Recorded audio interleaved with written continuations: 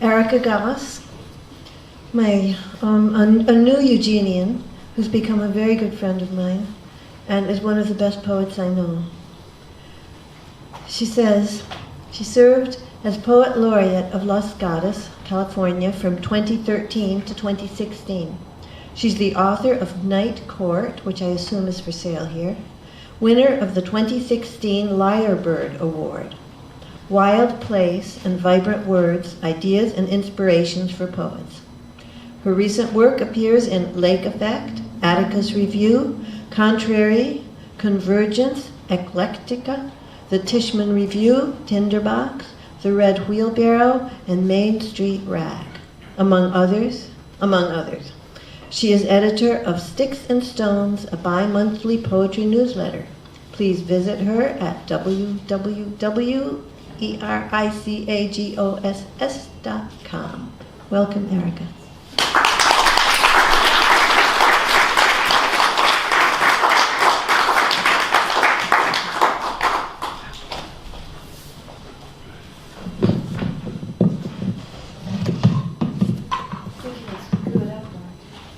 I think that's good. Is that good? I don't know. All right, that's better. Thank you, Joan, for that beautiful introduction, and thank you, Rodney, for your wonderful story. Totally weird coincidence. I have a poem about compost. I'm dedicating it to you. You'll like it, I'm sure. Joan mentioned that I have a newsletter. It's called Sticks and Stones. I publish it twice a month, and I have a review of one poetry collection in every issue, so please sign up if you aren't already signed up. I know some of you here are. And if you have a book coming out, or if it's come out this year, or if it's coming out in the next 6 to 9 months, you will be able to find out when my submission period is, and I'll be accepting books starting in the fall for next year, for 2019. And yes, my books are for sale in the back there, and I'd be happy to discuss them with you at the break. So to start off, a poem called Believe, and there's a title Believe because I used to live in a house with a very leaky roof, and it was fixed all the time, and it still leaked, and my husband, who's sitting right there, always told me that it wasn't going to leak this time. So this poem is for him. Believe. After the storm, the street is wild and dirty. The ceiling with its mystery of tiny holes drips water from a leak wetter than the gallons that roll off the roof, somehow. You said the wind can't break us, the rain can't break the fern fastened to its hill, sending spores like letters to the world. At the mailbox, a giant maple leaf wets my face with a cocky slap, and I believe you. And this is called Fern. I never noticed how complicated a fern was until I started to draw again after many years. I can still hear someone's voice telling me that I couldn't draw, and then I understood the voice was mine. And so I told myself to keep looking at the fern until I discovered how it furled and unfurled, how infant ferns somehow spring from the undersides of its leaves, and how much like a baby's head they feel. And then I realized that to know the complete story of the fern, I would have to stay here for years, watching it widen ever so slowly, year by year, sending out spores, battling the encroachment of ivy, and that would take a lifetime.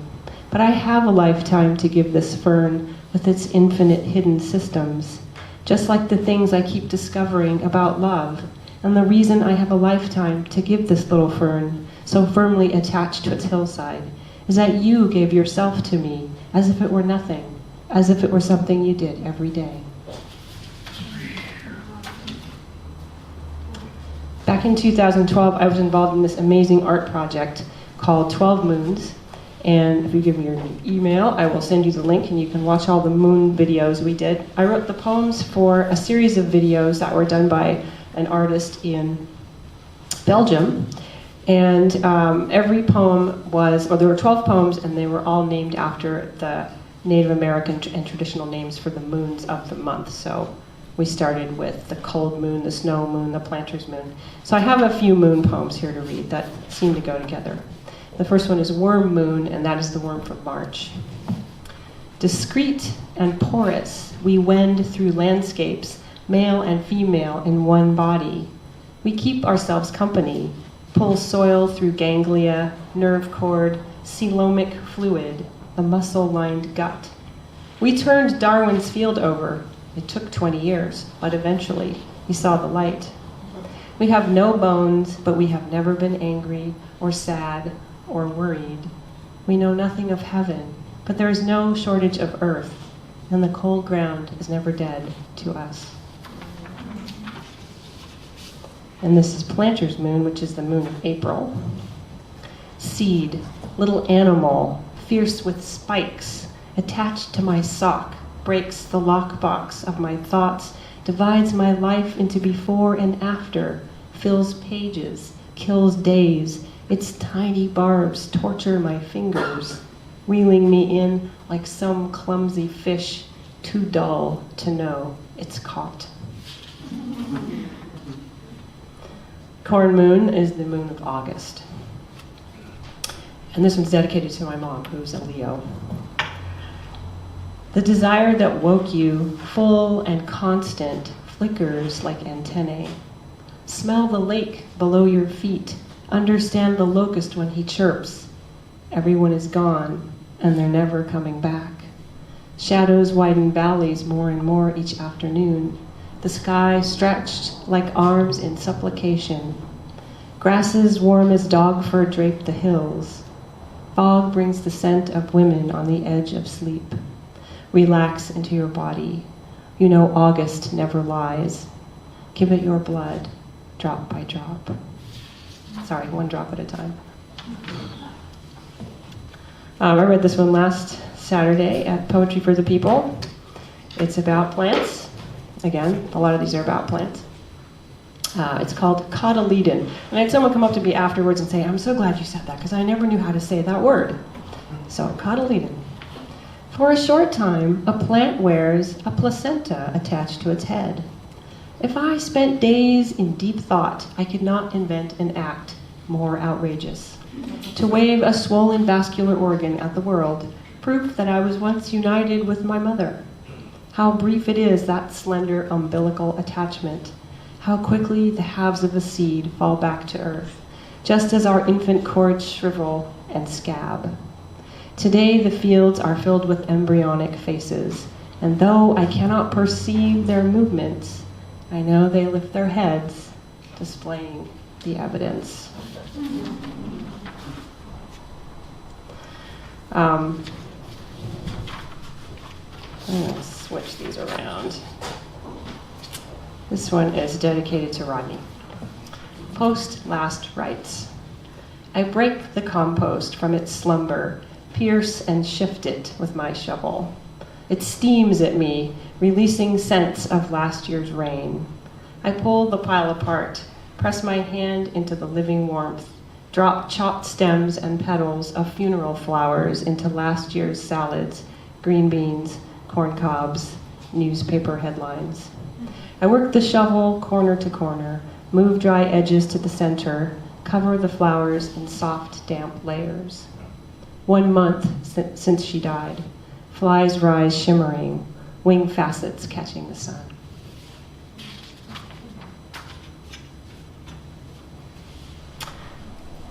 And this one is one of those bad list poems. A list I hope we don't have to make, but probably will. Dispatch from a warming planet. Lying awake on the surface of Earth, I think about the brown-throated sloth, a bumblebee lifting from a pink clover blossom, the breastbone of an elephant. I add them to my mind's museum of vanishing natural history, its ever-expanding rooms filled with dioramas of the disappeared, where I'll walk someday, a tourist of my own fading memories, and wonder why the curator chose to keep this leaf-nosed bat, that black rhino.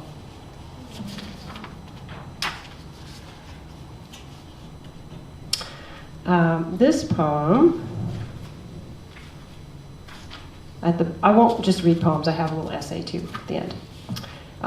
This poem was inspired by a restaurant where I used to go with my family when I lived in California.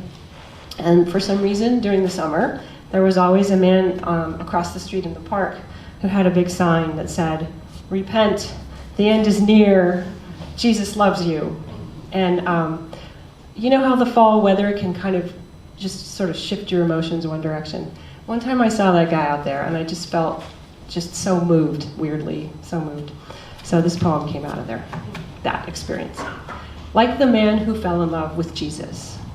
I want to live in a body that quakes. I want someone's fingers to press marks into my flesh. I want to open the blue door of my heart and let the wolf in. I want to be in a room gradually filling with water. I want to stand on a corner and testify like the man who fell in love with Jesus. I want to breathe and breathe. I want to know what the other 90% of my brain is for. I want to find where my dreams are filed.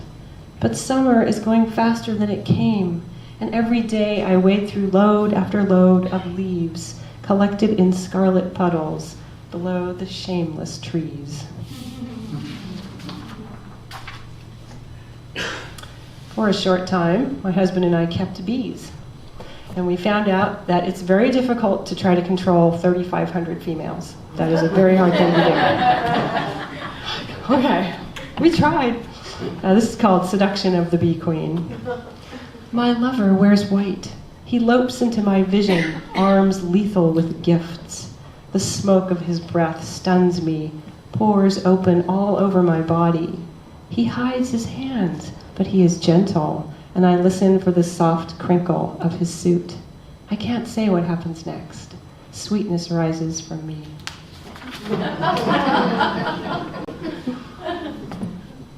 Okay, so strawberry moon snuck in here. That is the moon of June, when the strawberries are ripe.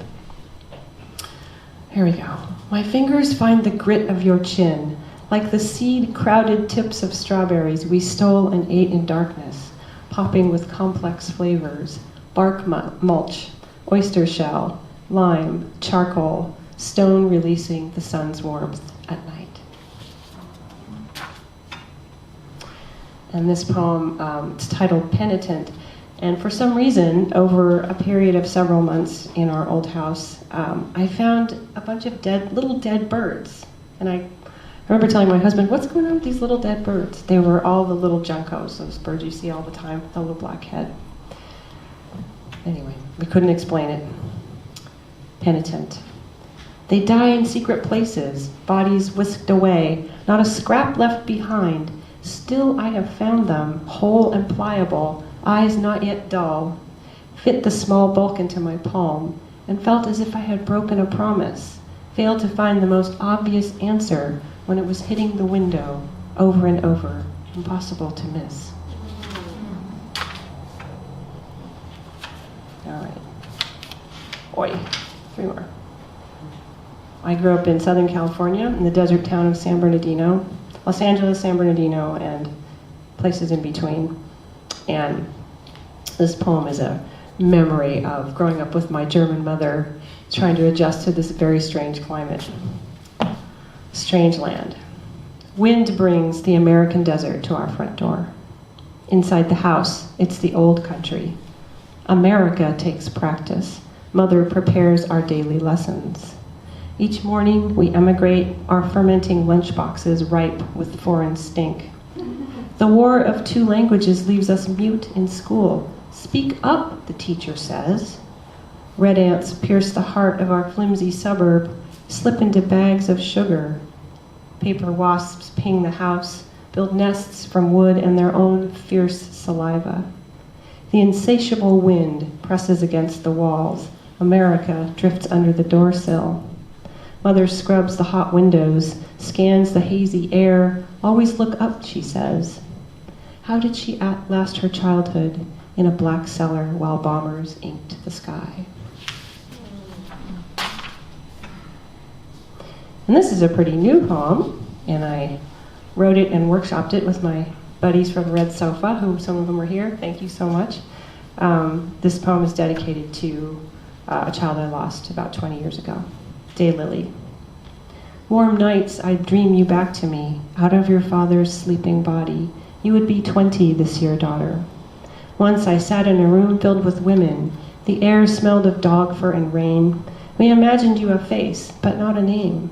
Every year it's the same routine. I sift fresh soil for you, dig you up and bury you, call you seed, bulb, tuber, animal, mineral, flower, anything but daughter.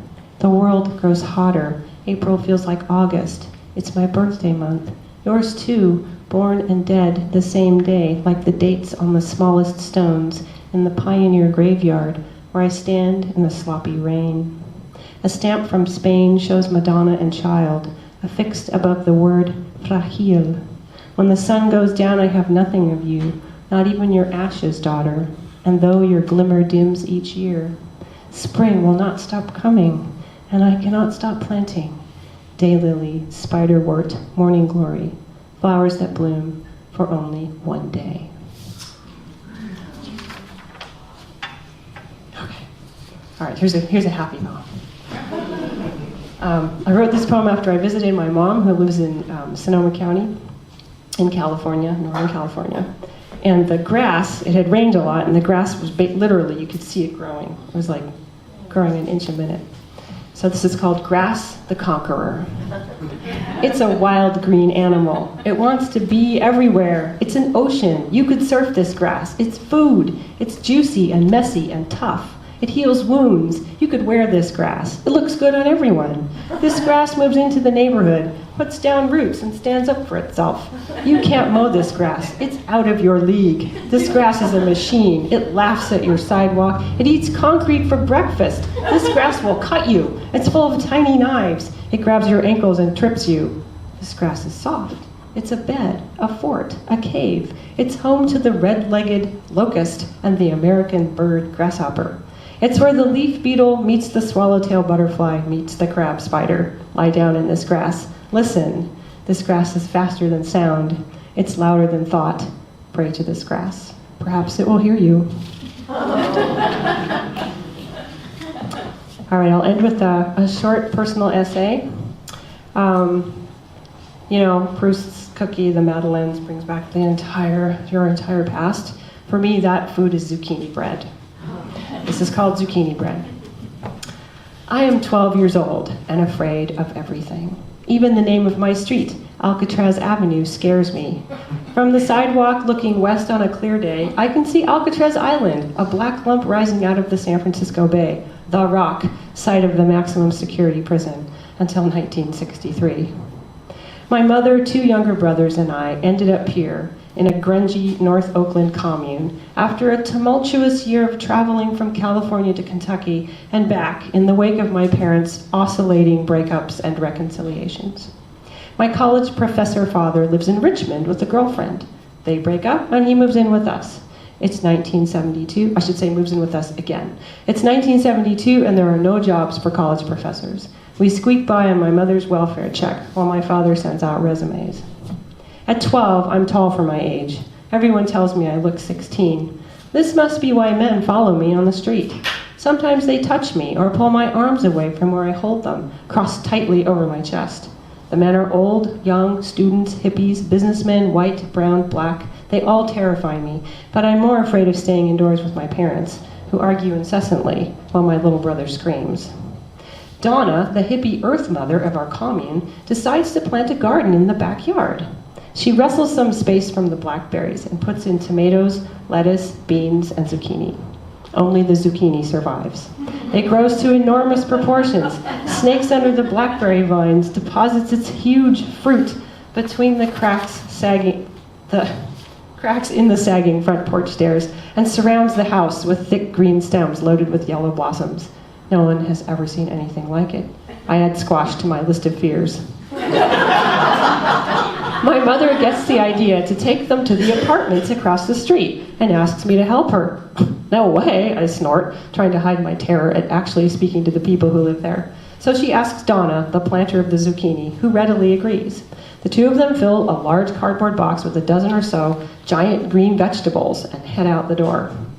The apartments are built in a U shape around a courtyard with a full view of the street. During the day, children play on the concrete. At night, young men huddle in groups of 2 or 3, openly dealing drugs. Peeking through the curtains of our front room, I watch my mother and Donna knock on doors, the box of zucchini on the ground between them. Curious faces appear from windows. A thin elderly woman looks into the box, reaches in, and pulls out a big green squash. A smile spreads across her face, and she and my mother talk. More people come out of their apartments. A few take some zucchini, but more simply stand outside and talk. There are no major grocery stores in our neighborhood. The corner store sells alcohol, cigarettes, snack foods, and candy from behind plexiglass. The residents of our area have little choice but to shop at these stores for their daily groceries. Fresh fruits and vegetables are simply not available to apartment dwellers with limited transportation options. Years later, I hear this and other parts of Oakland referred to as food deserts. The box of zucchini is almost empty when Donna and my mother return, full of stories about the people who'd overcome their suspicion of the women from the hippie house. Some of the women from the apartment building shared recipes for stuffed zucchini, batter-fried zucchini, sautéed zucchini with onions, and zucchini bread. One teenage boy suggested that the biggest squash could become speed bumps and slow down the traffic on Alcatraz Avenue. For a few moments, my mother seems happy. The weight of the previous months lifts from her face as she smiles, surprised that her impulse to give the zucchini to our neighbors went so well. We go into the kitchen and look up a recipe for zucchini bread in one of the commune's tattered cookbooks. Soon a delicious fragrance fills the house as the bread bakes. That night, we sit around the kitchen table with some of the other residents. The bread is sweet and slightly mushy in the center, with a sugary crust. Bits of green zucchini appear as we cut the loaf into slices. Even my brother, a picky eater who won't eat weird things like mushrooms and carrot cake, consumes a tiny morsel. My mother discovers that zucchini is a nutritional powerhouse containing vitamins C and B6, as well as manganese, riboflavin, and potassium. Now that she knows this, zucchini appears at the dinner table nightly. My adolescent body craves nutrients, and I'm constantly hungry. I wolf it down, though my brothers won't touch it. I make zucchini bread or muffins almost every day. The next time I walk past the apartment building, I say nothing and keep my eyes down. But I don't feel quite as afraid. When a man yells at me from a passing car, I think about the recipe for zucchini bread, and I keep walking. Thank you.